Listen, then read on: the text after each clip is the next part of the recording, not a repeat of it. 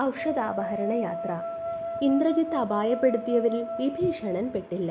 ചിരഞ്ജീവിയായ ഹനുമാനും വിഭീഷണനും ജീവൻ അല്പമെങ്കിലും ബാക്കിയുള്ളവരെ കണ്ടെത്താൻ കോടികളോളം വരുന്ന വീണുകിടക്കുന്ന വാനരന്മാർക്കിടയിലൂടെ സഞ്ചരിച്ചു. ഇരുവരും തമ്മിൽ കണ്ടുമുട്ടുന്നു. ശേഷം അന്വേഷണം ഒരുമിച്ചായി. ജാംബവാനെ കണ്ടുമുട്ടുന്നു. ബ്രഹ്മാവിൻ്റെ പുത്രനാണ് ജാംബവാൻ. അതുകൊണ്ട് തന്നെ ബ്രഹ്മാസ്ത്രത്തിന് ജാംബവാനെ ഇല്ലാതാക്കാൻ കഴിഞ്ഞില്ല. എന്നാൽ രക്തം തെറിച്ച് കണ്ണിലൊക്കെ വീണ് കാഴ്ച മങ്ങിയ അവസ്ഥയിലായിരുന്നു ജാംബവാൻ. അപ്പോൾ അങ്ങയിൽ ജീവനുണ്ടോ എന്നുള്ള ചോദ്യം കേട്ടപ്പോൾ ജാംബവാൻ വിഭീഷണനെ തിരിച്ചറിഞ്ഞു. എന്നാൽ ജാംബവാൻ ആദ്യം ചോദിച്ചത് ഹനുമാൻ ജീവിച്ചിരിപ്പുണ്ടോ എന്നാണ്. ഇത്രയും പേർ അപകടത്തിൽപ്പെട്ടിട്ടും അവരെ ഒന്നും തിരക്കാതെ എന്തുകൊണ്ടാണ് ഹനുമാനെ തിരക്കിയതെന്നും ഹനുമാനോട് മാത്രം എന്താണ് ഇത്ര വാത്സല്യമെന്നും വിഭീഷണൻ ചോദിക്കുമ്പോൾ ജാംബവാൻ പറയുന്നുണ്ട്, മാരുതിയുണ്ടെങ്കിൽ സന്താപമില്ല ആർക്കും.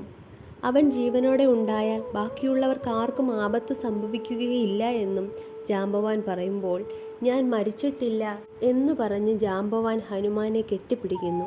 ബാക്കിയുള്ളവരെ രക്ഷിക്കാൻ നിനക്കേ പറ്റൂ എന്നും ഹിമവാനെ കടന്നു ചെല്ലുമ്പോൾ കൈലാസ പർവ്വതത്തിനടുത്ത് ഋഷഭ പർവ്വതത്തിനു മുകളിൽ നിരവധി ഔഷധങ്ങളുണ്ട്. അവിടെ 2 കുന്നുകൾ ഉയർന്നു കാണാം. രണ്ടിനും മധ്യേ 4 ഔഷധങ്ങളുണ്ട്. അതിൻ്റെ പേര് വിശല്യകരണി, സന്താനകരണി, സുവർണകരണി, മൃതസഞ്ജീവനി എന്നിങ്ങനെയാണെന്നും ആ ഔഷധങ്ങൾ പ്രഭ ചൊരിയുന്നവയാണെന്നും അവയെ വേദസ്വരൂപങ്ങൾ എന്നാണ് അറിയപ്പെടുക എന്നും അവ കൊണ്ടുവന്നാൽ മാത്രമേ ബാക്കിയുള്ളവരുടെ ജീവൻ രക്ഷിക്കാനാകൂ എന്നും ജാംബവാൻ ഹനുമാനോട് പറയുന്നു.